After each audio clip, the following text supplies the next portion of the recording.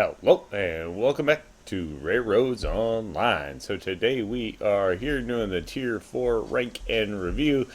This one is kind of a little more difficult video to do, I guess, because Tier 4 really we have two of the same locomotives. So it's Cook Mogul 260 versus Cook Mogul 260.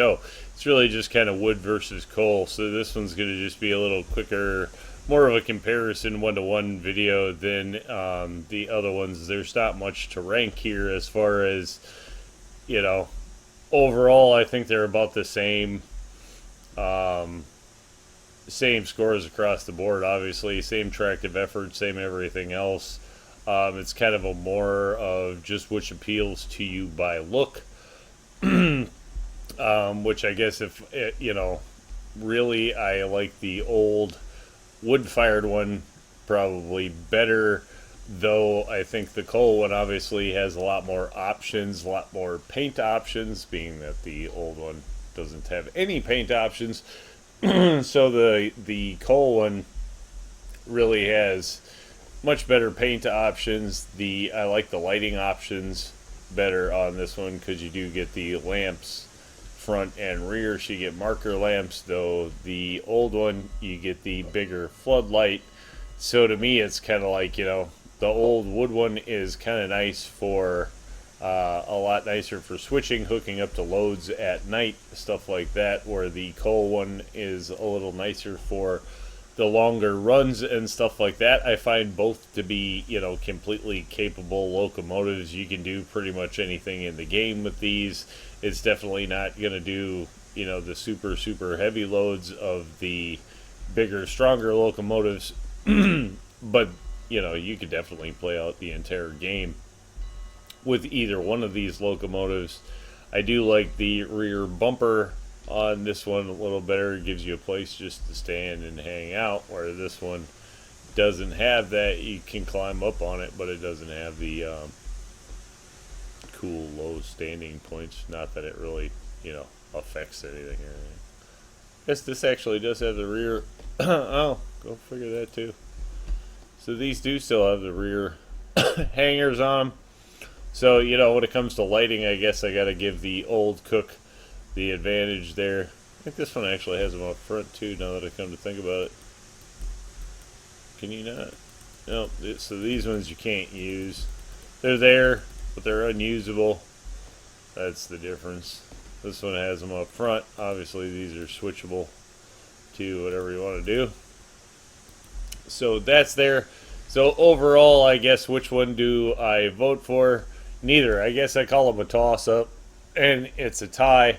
I would go with either one. I think are great locomotives. You're going to get your longer runs out of the coal. Obviously, you have to fill it a little less, though. I don't think the wood burner goes through it a heck of a lot faster. So, in the price range, are they worth the price that becomes the question? At $4,600, they're kind of in the middle of the road between the more expensive locomotives in the 5,000 range and the cheaper ones, down to as low as $2,000.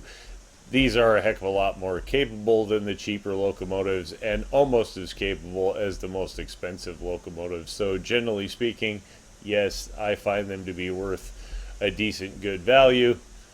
And, one can only hope that we get some more Tier 4 locomotives along the way, so we have some more competition of sorts in here. When it comes to, clickable, playable options, they're all pretty much the same.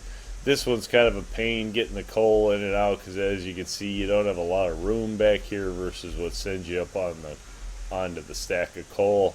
So I think that's always kind of been a bit of a hassle with this locomotive.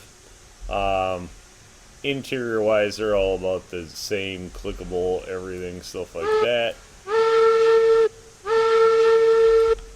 Sounds all pretty much, I think, are the same. I think we have yeah, basically the same there for sounds. So sights, sounds pretty close. Granted, with these two paint jobs, I did turn around and try to get them close.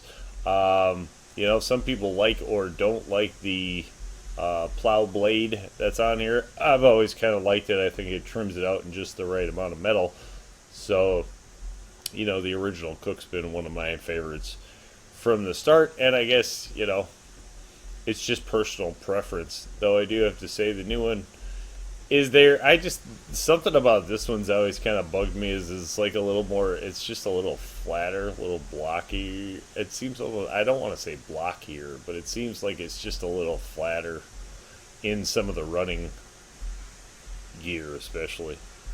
I guess, I don't know. Of course, this one I guess is kind of too, it just pulls it off because it's got the different color wheel set, I guess, but still definitely no complaints. I find either one of them to be good locomotives, definitely very usable and nothing wrong with it, although I do find the whole tier to be kind of in the middle of the road. You could use just this tier, or you could skip right by this tier and never even use a tier 4.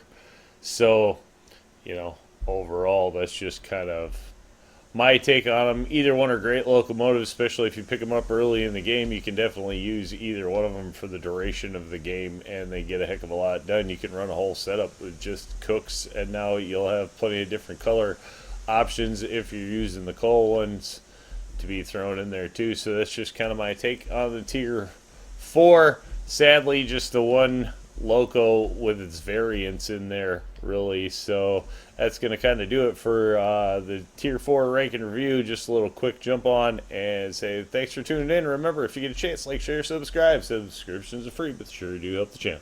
Y'all have a great day.